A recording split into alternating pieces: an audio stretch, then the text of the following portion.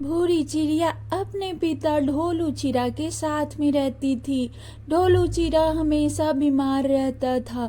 भूरी चिड़िया अपने पापा का एक डेयरी चलाया करती थी। उस पर आलू छील के और उसे उबाल कर बेचा करती थी। ढोलू चिरा कहता, हे भगवान, मैं अपनी बेटी को अभी तक कोई सुख नहीं दे पाया हूँ। वह हमेशा मेरी सेवा करती रहती है और वह डेयरी भी चलाती है और मेरे लिए दवाई दारू का भी इंतजाम करती है। मैं उसके लिए कुछ नहीं कर पाया। काश उसके लिए कोई अच्छा सा चिरा मिल जाता तो मैं उसके हाथ पीले कर देता, लेकिन पता नहीं ये दिन कब आएगा। इतने में भूरी चिड़िया आई और कहने लगी, पिताजी देखिए, आपके लिए मैं बहुत सारा ग्राहक ले आई हूँ और आप जो आलू बनाते हैं वो बहुत स्वादिष्ट होता है और हमारा ग्राहक भी अब धीरे धीरे बढ़ने लगा है। अब चिंता न करें, अब से ये रेडी मैं संभाल लूँगी और आप घर पे आराम करें।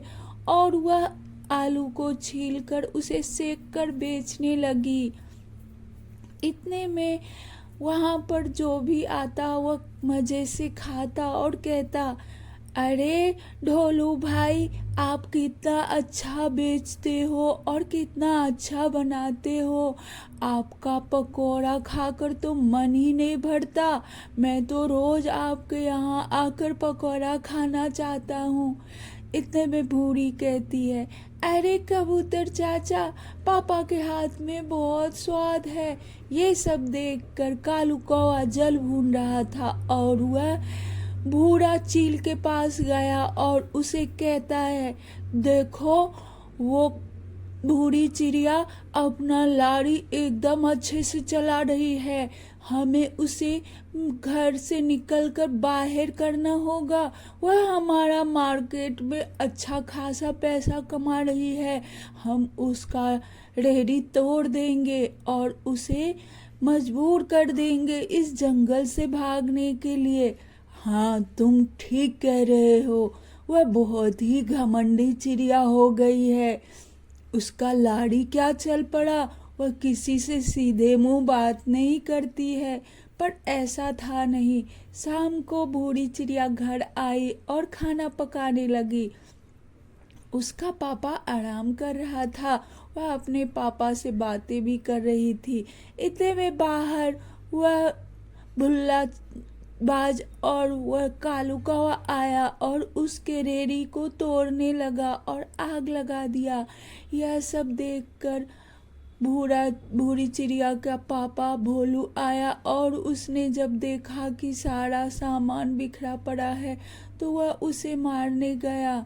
जैसे ही भुल्ला बाज ने उन दोनों को देखा तो उसने भोलू चिड़ा पर हमला कर दिया और उसे घायल कर दिया। भोलू बहुत रो रहा था और भूरी भी बहुत परेशान थी कि कल से अब हम क्या करेंगे, हमारा गुजारा कैसे होगा पापा। यही तो बिटिया, हमारा तो सारा नुकसान कर दिया। और सबके पास वो लोग गए। सभी पक्षी उसे मना कर दिया कि हमने नहीं देखा कि आपका वो सब किसने तोड़ा है। भूरी चिड़िया का पापा कहने लगे, अगर आप लोग मेरा साथ नहीं देंगे पंचायत में तो मैं कैसे इन दोनों को सजा दिलाऊंगा। सबने अपनी आंखों से देखा है और फिर कोई इसका साथ नहीं दे रहा। उन दोनों ने फिर से अपना रेडी स्टार्ट किया दूसरा, और फिर से वह कालू कौवा और भुल्लाबाज देखकर उन दोनों को फिर से वह तोड़ने के लिए आने लगा और कहने लगा, आज रात तो पक्का तोड़ देंगे। इतने में भोलू चिड़ा अपनी रेडी का रखवाली कर रहा था। जैसे ही भुल्ला बाज और वो आया तो उसे दोनों में लड़ाई हो गई और उसने फिर से भोलू चिड़ा को घायल करके गिरा दिया। बूढ़ी चिड़िया आई और अपने पापा को घायल अवस्था में देखकर वह बहुत परेशान हो गई सभी चिड़ा आए और कहने लगे, ये देखो, फिर से उस बाज ने आकर तुम्हारे पापा को बहुत मारा है।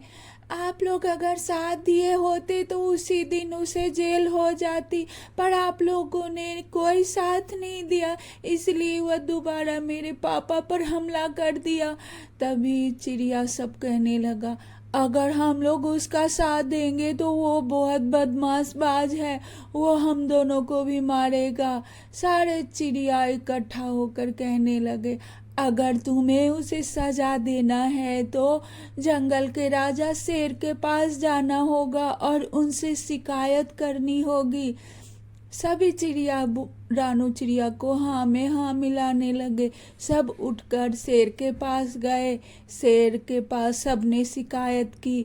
बूढ़ी चिड़िया कहने लगी, शेर राजा, ये भुल्ला चिड़ा और ये कालू कौवा दोनों मिलकर मेरे पापा को बहुत पिटाई की है और मेरी रेड़ी भी तोड़ दिया है। अब आप इसे जंगल से बाहर करें। भुल्ला कौवा कहने लगा, नहीं नहीं, ये झूठ बोल रही है, ये बड़ी शैतान है। इतने में बूढ़ी चिड़िया की नानी आई और कहने लगी, महाराज, ये झूठ बोल रहा है, मैंने अपनी आंखों से देखा भोलू चिड़ा को मारते हुए इन दोनों को। और तभी सभी चिड़िया को हौसला मिला और सब ने उसके ऊपर आरोप लगाए। शेर ने कहा, तुम दोनों को इस जंगल से निकलकर बाहर जाना होगा और तुम दोनों को आज से इस जंगल में दिखाई दिया तो मैं तुम दोनों को मार डालूंगा। बूढ़ी चिड़िया अपने घर आई, अपने पापा को देखा और कहा, पापा, हमने उसे सजा दिला दी, हमें न्याय मिल गई है, शेर राजा ने न्याय किया है। बूढ़ी चिड़ा का पापा भोलू चिड़ा उठा और खुश हो गया और कहने लगा, हाँ बेटी, तूने कर दिखाया। और वो दोनों आराम से अपना रेड़ी चलाने लगा।